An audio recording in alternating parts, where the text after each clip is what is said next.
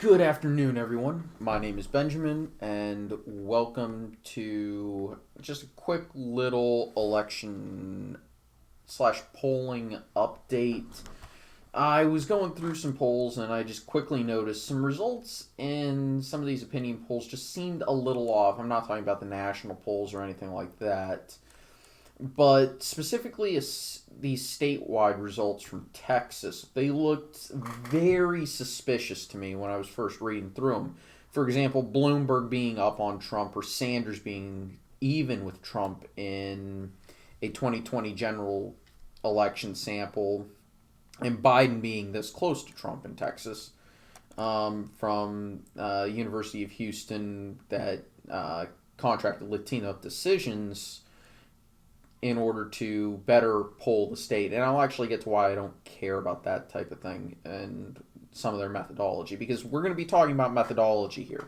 And we're going to be talking about weighting polls. Sorry, it's just snowing outside, and like I said, I love watching the snow accumulate. It's a simple pleasures in life, right?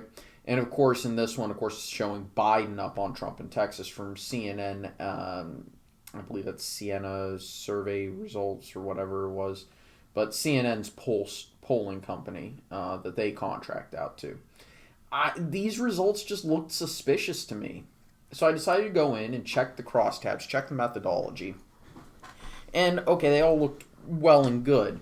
But then I get to this, more on the methodology, and I'm like, okay, blah, blah, blah, 1,200 adults who live in Texas, interviewed by telephone, both landline and cell, and that's good. Interviews conducted in English and Spanish because there are a large number of Spanish speakers in Texas who are citizens and can vote. This is good methodology.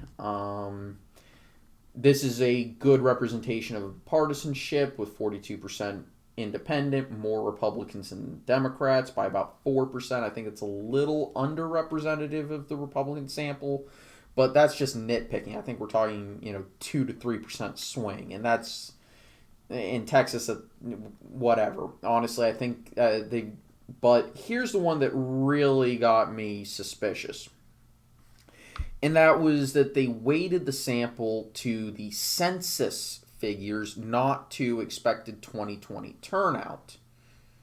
Now, don't get me wrong. The census is a great way to figure out the approximate populations, but they're not using a 2020 turnout model to try and figure out who's actually going to vote in 2020. They're just asking about registered voters, and this made me realize, okay, so there is probably a Democratic bias in this poll. Now, when I inputted it into my model, I just let the raw data speak for itself. But this is one of the many, many, many reasons why I continue to let fundamentals play a heavy role in my forecasting model. Because at the end of the day, you will have a lot of pollsters who don't care about trying to figure out what 2020 turnout is and will just use the demographic results of the election, right? And by the way, this actually is a real bow tie. It's not a clip-on. Trust me, this knot's real. I know how to tie one. But, no. So that kind of made me think, okay, this is.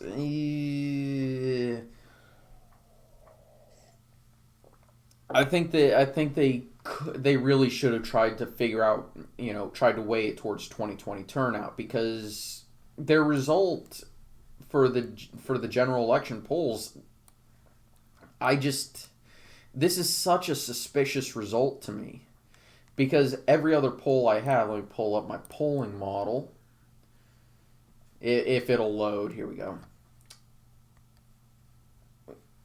Let's go to the Texas page. Here we go, Texas. All right, so the average shows a little bit under a 5-point gap for Trump with 7% undecided. In 2018, the average had Trump actually almost at 51%. That's almost a 7% gap. Well, it's a little over 6 as it, in just raw numbers. 2019, Trump had a rough year, it seems, in polling, but again, a lot of this is approval rating polls. So, yeah, grain of salt, but still, he's still up by a little over 2%, which is definitely competitive, and it's not what Trump would like to see. But then you look at January's average, which has him at 50% and leading by about 7.5%, which is a significant victory. Or it's not significant, but it's a comfortable margin of victory. And then this is a 6-point win. This is these are 2 polls added. This is another poll, which is a 3-point win. But I'm having a hard time taking those seriously because they're so far outside of what I've seen in the average that I'm struggling to agree with the poll, if that makes sense. And oh yeah, this one's an approval rating, and Trump's above 50 in approval rating, so that should tell you that these numbers are really suspicious because presidents tend to outperform their approval rating polls, right? So now we go to this one, which is University of Houston, and it was commissioned by Univision and the poll was conducted by Latino Decisions, and it was a statewide poll, blah blah blah blah, with an oversample of Texas Latinos. Now I don't mind this because they weighted their poll, which all reputable pollsters will weight their polls rather than using just the raw data. And since Latinos are a notoriously difficult group to poll, oversampling them is a good decision, okay? It means you're going to get more accurate data. But if we look at this, post-stratification weights were applied to bring the sample into alignment with census CPS estimates of registered voters in Texas. And again, they're using the census data and not a turnout model, which can be done. But it seems like they just weren't interested in doing that.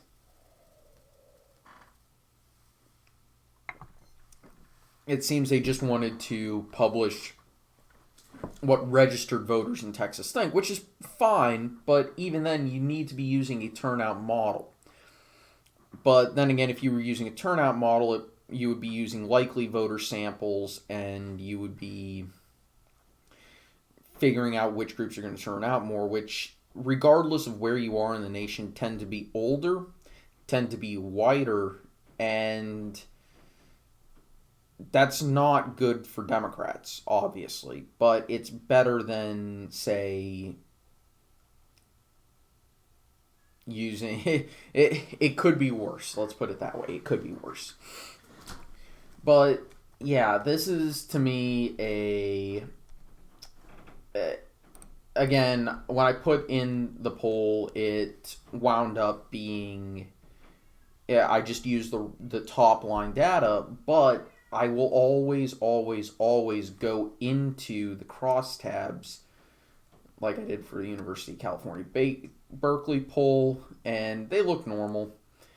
Sort of, but this poll of California by CNN, of course, has the same issue I have with the Texas one, but again, and University of California Berkeley, they weighted it. If I remember correctly, it was census data, but still, it looks normal because California tends to be that Democratic anyway. So the top line results aren't that suspicious, and even the CNN top line results for California are not overly suspicious. They are a little bit interesting, but I think I'm not saying there's understatement for Trump in California. Certainly not. But in Texas, I think their model is tripping them up a little bit. So that's kind of my whole shtick on weighting of polls. It's a necessary decision. It's a necessary thing to do. You need to publish your full crosstabs, and then you should publish exactly what the breakdown of your weighting is when you actually release them. That way people know exactly what you did to figure out, okay, does the math check out? Does the census data check out? Or does your turnout model make sense? So, anyway, as always, likes, comments, subscriptions, they genuinely do help. And I sincerely appreciate each and every one of y'all. Have a nice day. I'll see you guys next time. Take it easy. Bye bye.